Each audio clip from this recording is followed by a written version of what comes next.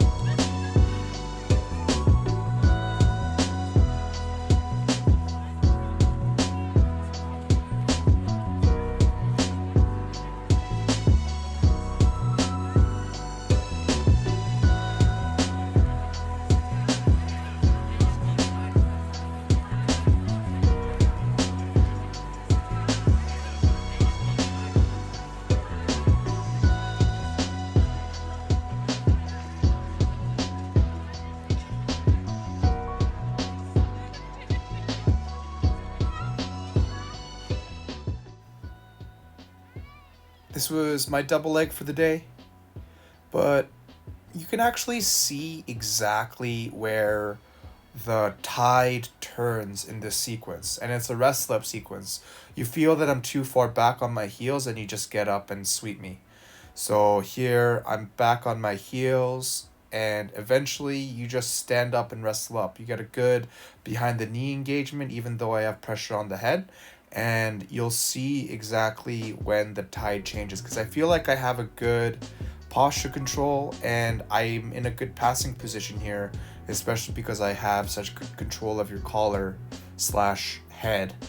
But you do this thing where you turn to the De La Hiva and a good single leg position on the left side. So it's hard for me to counter because I'm not used to getting wrestled up on that side. And then that's the moment that you use to capitalize, and then you take it all the way. And so good passing, I try to go for deep half, and then you get a good shoulder lock slash wrist lock here. So you can see the turn of the tide. I get the initiative with the double leg, but you turn with a good wrestle up and finish with a good wrist lock.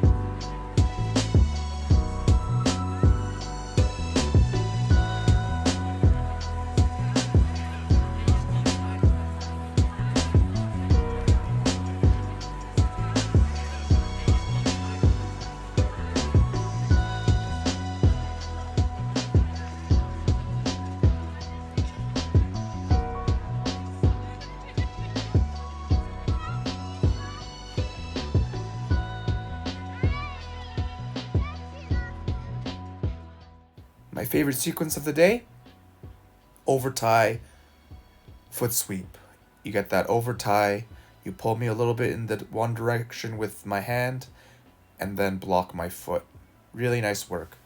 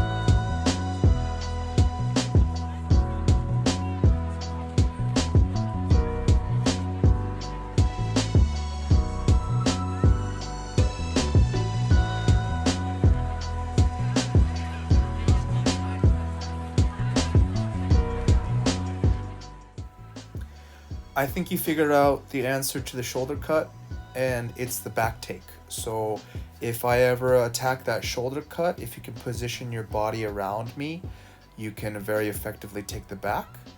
But you got to be careful because if I torque in the wrong direction, you can sacrifice back control and end up in close guard, and that's a good position for me to finish the shoulder cut actually. So just, it's a good strategy, but obviously it's a gamble because if you end up in close guard with my shoulder cut engaged, it's a tough escape.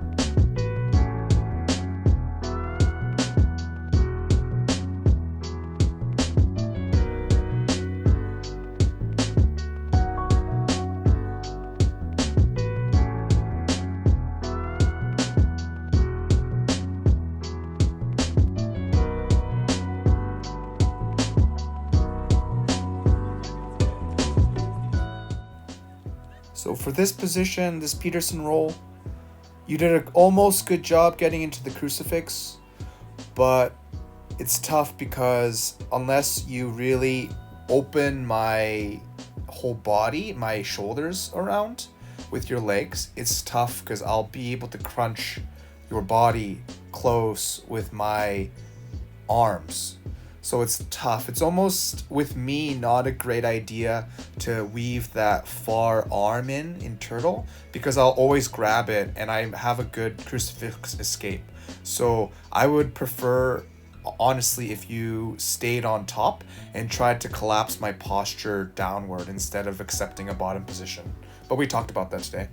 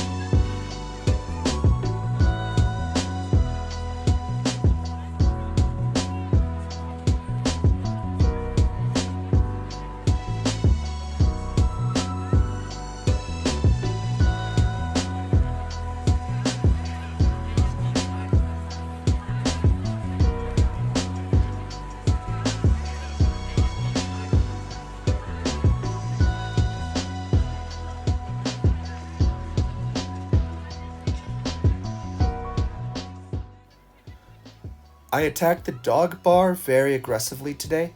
I was looking to just finish in half guard. I wasn't trying to pass so much, but I was just trying to get to a good dog bar position. There were a couple of times where you extended your leg and I could have passed, but I felt like I had a good hook on your ankle, and that's all you really need is a good triangle on the bottom of the ankle. And if I can straighten your leg out a little bit, I'll always attack that dog bar. But you did a really good job avoiding it today, and you also did a really good job avoiding any sort of power ride situation. So I was trying to pass your top leg over to the side into a leg drag and then eventually crush your legs down and splay you out flat onto your stomach. But you did a really good job avoiding it. You can see there's a sequence later today where you're able to frame with the bottom of your foot really effectively. So at this point, all I'm trying to do is go for dog bars and power rides.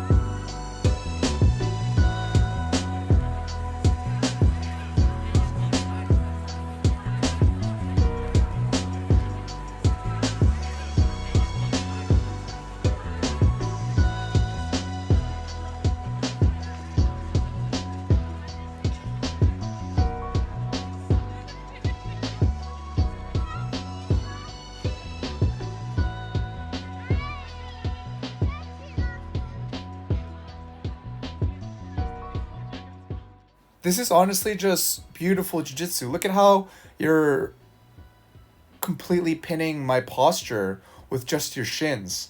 I was able to sweep you, but I was so stuck right there that you could have done anything you wanted. Armbar, triangle, heel hook, everything was open.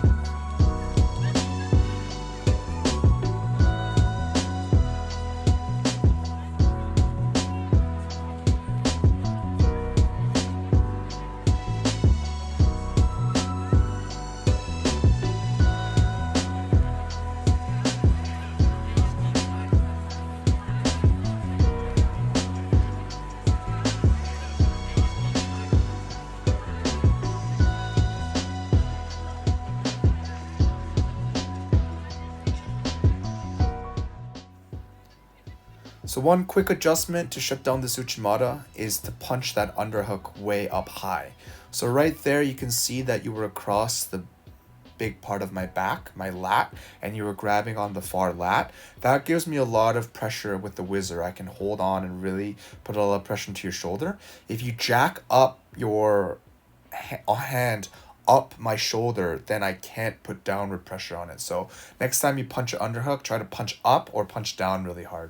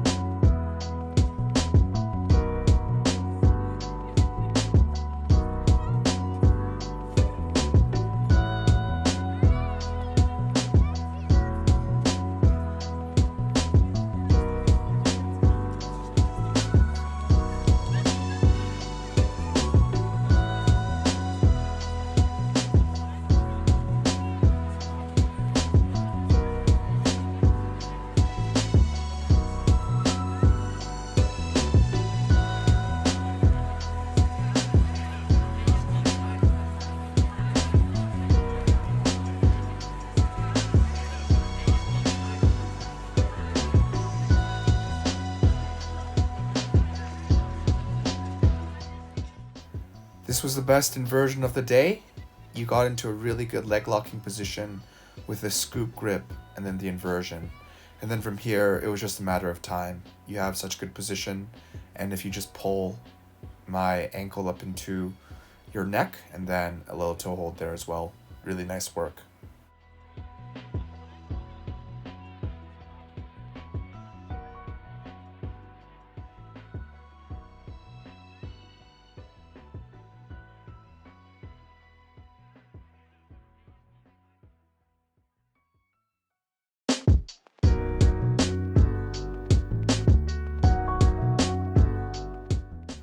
This last sequence is just really beautiful jiu-jitsu. You can see the counter wrestling. I shoot for a takedown, but you block with that underhook after attempting a foot sweep. Good sprawl into a pass, into leg drag. Just really good work. Into the back. So smooth. Really good rounds today this week. I'll see you next week. Always a good time.